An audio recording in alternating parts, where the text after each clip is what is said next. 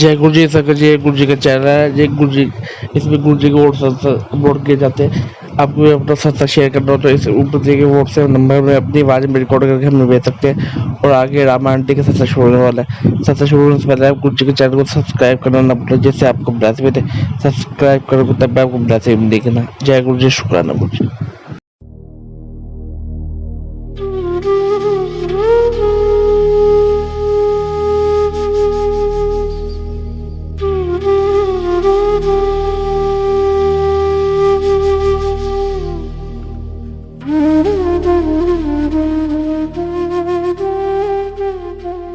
ये हम सब के लिए बहुत सौभाग्य की बात है कि जलंधर से रमा आंटी इस सत्संग को अटेंड करने के लिए आई हैं। गुरुजी के साथ उनके बहुत एक्सपीरियंसेस हैं, बहुत लंबे समय से उनकी शरण में रही हैं और मैं उनसे प्रार्थना करूंगा कि वो अपने अनुभव हमारे साथ ज़रूर शेयर करें। I bow at the lotus feet of Guruji first of all, और फिर संगत गुरुजी की जो आई है उनके भी चरण वंदना। वो चरण वंदना इसलिए है कि मेरे को गुरुजी का यही ऑर्डर है कि मेरी जो संगत है वो आपके परिवार से बढ़कर है, सारी दुनिया से बढ़कर है, और मेरे को मेरी संगत बहुत प्रिय है और इसलिए उनकी चरण वंदना करना मेरा धर्म है और मैंने अपना धर्म आप सबके सामने निभाया। मैं गुरुजी को 1985 21 अक्टूबर एट 8 AM पहली बार उनके आगे अपना सिर झुकाया, मत्था टेका, और मैंने आज तक कभी किसी मंदिर में जाकर नहीं देखा था, किसी चर्च में नहीं, किसी गुरुद्वारा में नहीं, किसी मस्जिद में नहीं। और मैं भगवान जी की परम दुश्मन थी, इतनी दुश्मन थी कि कोई भगवान का नाम लेता तो मैं उसको गालियां निकालती थी। और एक बार एक क्रिश्चियन जेंटलमैन ने मेरे से बात की, वो कहते गॉड ब्लेस यू। मैंने कहा व्हाट डू यू मीन? वो कहते I mean God bless you. मैंने कहा दिखाओ गॉड। कहते आप देख नहीं सकते, उनको फील कर सकते हो। मैंने कहा मैं फील करना, मैंने आज तक फील नहीं किया, ना ही मैंने फील करना है। दिखा सकते तो दिखाओ, नहीं तो अपने भगवान जी को अपने पास रखो। वो मेरे से काफ़ी गुस्से हुए और फिर भी मैंने सबको डांटती रही। जब मैं 85 में गुरुजी से मिली, उससे पहले मेरे हस्बैंड बहुत बीमार थे। मेरे को लोगों ने कहा कि चंडीगढ़ में गुरुजी हैं, वो सब बीमारियां ठीक कर देते हैं, आप उनके पास जाओ। मेरे से यही शब्द निकले, व्हाट नॉनसेंस, मैं कभी नहीं जाऊंगी। And I lost my husband very soon after that. उसके बाद गुरुजी जलंधर आए अपनी सिस्टर के मैरिज के कारण, और मैरिज के दिन ही मेरे को मेरी कलीग्स, फ्रेंड्स ज़बरदस्ती पकड़कर गुरुजी के पास लेके जा रही। कहते तुम बहुत डिप्रेशन में हो, अपनी जॉब भी नहीं कर पाओगे, तो गुरुजी के पास अवश्य जाओ। मैंने कहा मैं नहीं जाऊंगी। नेक्स्ट डे भी सब मेरी फ्रेंड्स दोबारा आ गई, कहते हम तुम्हारा मुंह नहीं देखेंगे अगर नहीं जाओगे। मैं फिर उनकी बात मानकर गुरुजी के मंदिर में चली गई, पर उस दिन मेरे को गुरुजी से मिलना अलाउड ही नहीं हुआ। फिर 21 को मेरे को परमिशन थी कि मैं सुबह जाऊं, और मैं सुबह गई। मैंने आज तक अपने सास ससुर के सामने माथा नहीं टेका, किसी के सामने नहीं टेका। मैं हैरान रह गई कि गुरुजी के आगे मैंने कैसे माथा अच्छी तरह टेक कर बो किया, और मैं एकदम हैरान रह गई गुरुजी की शक्ल देखकर कि गुरुजी इससे प्योर डिविनिटी ओवरफ्लो कर रही थी। और मैंने ये सोचा कि ऐसे इस दुनिया में कोई नहीं है, ये अदरवर्ल्डली कोई हैं। और वही मोमेंट था कि मेरे को पता चला कि गुरुजी भगवान हैं। मेरा एक एक सेकेंड, एक एक मिनट, लाइफ का एक एक ब्रेथ, ये गुरुजी की एक्सपीरियंसेस की एक वर्कशॉप समझिए। पुष्करना जी कह रहे थे कि गुरुजी की वर्कशॉप है, और मैं आपके सामने बैठी हूँ और मेरे पास सारे साइंटिफिक प्रूफ हैं और मेरे पास हर तरीके का you can try anything you want. जो मैं कह रही हूँ गुरुजी के दरबार में वो बिल्कुल सही कह रही हूँ। गुरुजी के मिरेकल्स का कोई एंड ही नहीं। जो उन्होंने हमें मिरेकल्स दिखाए हैं उसका भी कोई एंड नहीं है। और गुरुजी की जो मेडिकल पार्ट्स हैं वो आज तक इतने अवतार आए, इतने भगवान आए, इतने और साधु संत आए, इतने थोड़े अरसे में इतने लोगों को ठीक करना आज तक सुना ही नहीं। जो बातें यहाँ हुई वो सारी गुरुजी को मिलने के बाद वो मेरे लिए अनइमेजिनेबल बातें थी। वो मेरे लिए ड्रीम में भी सोचने वाली बातें नहीं थी। एक बीमारियों के बारे में मैं अपना पर्सनल एक्सपीरियंस बताती हूँ।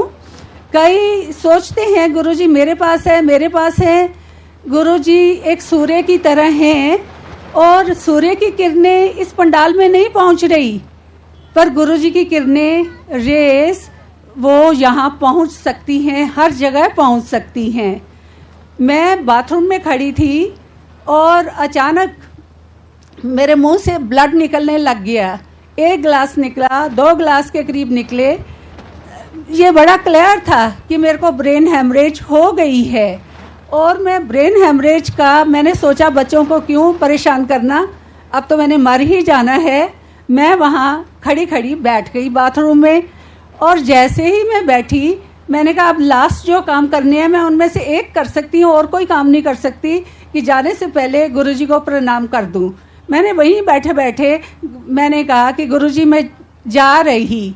जैसे मैंने कहा उसके बाद एक ड्रॉप मेरे गले से बाहर नहीं आया। तो आप सोच सकते हैं कि गुरुजी संगत के साथ कितना ज़्यादा हैं। ही इज़ विद संगत एवरी इंस्टेंट। एक एक पल, आधा आधा पल भी संगत के साथ हैं कि उनको पता चल गया था। और शायद वो देख रहे थे कि ये आगे क्या करती है। और मैंने प्रणाम किया और मैं आपके सामने बैठी हूँ, नहीं तो मेरा नाम निशान नहीं यहाँ होना था। उसके बाद गुरुजी बहुत ही हम लोग को प्यार करते थे, इतना टाइम देते थे, इतना फ्री टाइम देते थे। गुरुजी पहले चंडीगढ़ रहते थे। उनसे भी पहले एक बात बताऊं, गुरुजी जब छोटे होते थे, गुरुजी जन्म से शुरू से ही भगवान रूप पैदा हुए, ना उनका कोई शुरुआत ना एंड। जब 5 साल के थे तो वो अपने मामा जी के घर जाया करते थे अपने मदर के साथ। वहाँ लेडीज कुछ पहचान गई थी गुरुजी को। कभी if they were carrying a child, वो पूछती थी कि मेरे लड़का होगा या लड़की। 5 साल की एज में गुरुजी बताते थे लड़का या लड़की, और वही होता था। जब गुरुजी एडोलेसेंट एज में पहुँचे, 17-18 साल के थे, तो गुरुजी वैसे ही चलते फिरते जाते।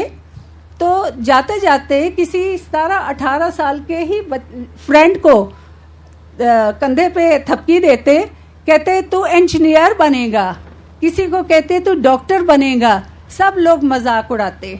आज वो मेरे को दुगड़ी में बताते हैं कि जो गुरुजी ने कहा हम वही बने। उस समय हम मजाक करते थे, बिलीव नहीं करते थे। अब हम बन गए हैं तो हम बिलीव करते हैं, और हमें पता है कि गुरुजी पीछे का ही नहीं, प्रेजेंट का ही नहीं, आगे का भी जानते हैं। और गुरुजी की फ्रेगरेंस इतनी ज़्यादा कई बार होती है, हर जगह होती है। एक बार जालंधर में गुरुजी की फ्रेगरेंस आ रही थी मंदिर में, तो मैंने दिल्ली में किसी को फ़ोन किया। मैंने कहा यहाँ फ्रेगरेंस आ रही है। वो कहते भूल जाओ, यहाँ और भी ज़्यादा आ रही है। फिर हम लोग ने सियाटल में फ़ोन किया, वहाँ गुरुजी का लंगर चलता है। तो वो कहते आप भूल जाओ, आपसे बहुत ज़्यादा हमें फ्रेगरेंस आ रही है। What does it mean? It means Guruji is now omnipresent, omniscient. वो हर जगह हर समय प्रेजेंट हैं। और कौन प्रेजेंट हो सकता है हर जगह हर समय? सिर्फ भगवान, और कोई नहीं। और गुरुजी का जो जब जन्म हुआ उससे भी पहले ये दुनिया को पता था कि इस एज में भगवान आएंगे।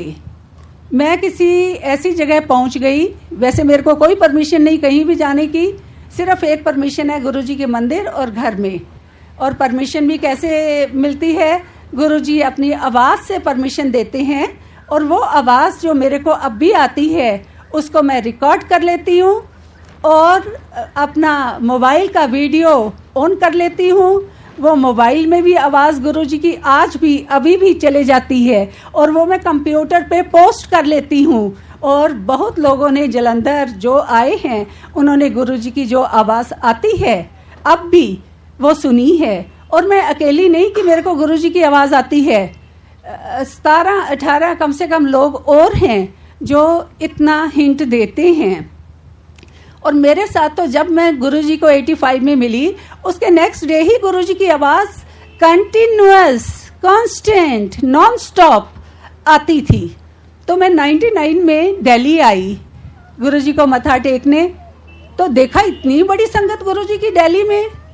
I was stunned.